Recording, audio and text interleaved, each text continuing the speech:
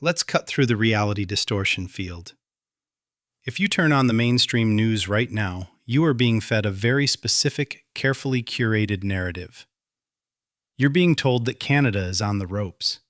You're being told that Donald Trump's Washington holds all the cards, that his latest tariff threats are going to crush our economy, and that our only option is to bow our heads, cross our fingers, and beg for a transactional favor. And if you listen to the outrage merchants here at home, the domestic opposition whose entire political strategy relies on you being angry, desperate, and terrified, they will tell you that Canada is broken. They will offer you three-word slogans to solve 50-year geopolitical problems. But they are missing the most critical move on the global chessboard.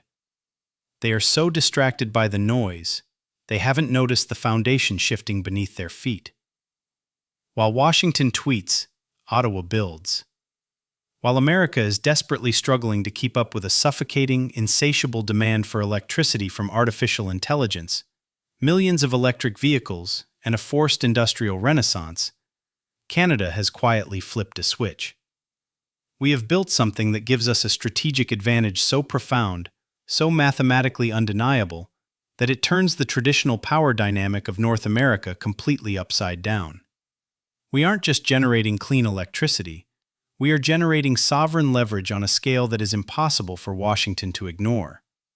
And now, as that energy flows south, it is turning Canada from a subordinate trading partner into an indispensable lifeline. Today, we aren't talking about political theater. We are talking about the cold, hard mechanics of power. We are going to look at the masterclass in quiet strategic autonomy engineered by Prime Minister Mark Carney. Because it turns out, you can't run a trillion-dollar AI data center on angry Truth Social posts. You can't power a semiconductor factory with political slogans. You need firm, dispatchable, massive-scale electricity. America is running out of it. Canada has it.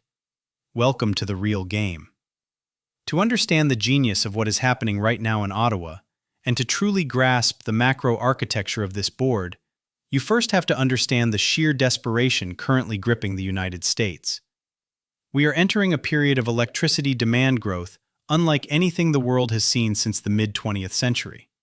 For decades, electricity demand in the West was relatively flat.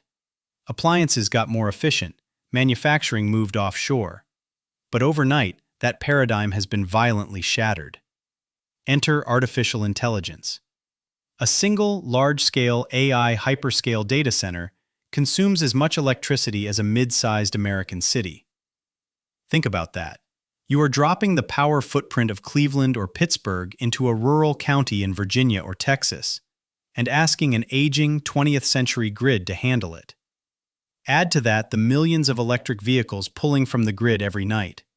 Add to that semiconductor factories, battery plants, and the frantic push to reshore industrial manufacturing to compete with China. All of these massive loads are slamming into the American grid at the exact same time. And what is the state of that grid? It is suffocating.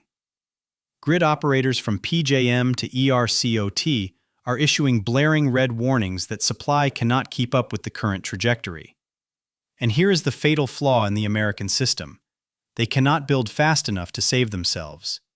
The permitting processes, the transmission rights of way, the endless bureaucratic warfare required to build a single new transmission line or power plant in the United States operate on timelines measured in decades, not years. By the time they approve a new facility, the demand has already outpaced it threefold. They are trapped in a regulatory labyrinth of their own making. Now, look north. Canada's hydroelectric infrastructure does not face those constraints, because the vision to build them was executed years, sometimes decades ago. Canada is already the world's fourth largest electricity producer. Hydropower accounts for roughly 60% of our national generation. British Columbia? 85 to 90% water. Quebec's system has an installed capacity exceeding 36,000 megawatts. Ontario runs at 94% non-emitting capacity. This isn't an accident. This is the result of generations of deliberate, nation-building statecraft. And the crown jewel of this modern era just came online.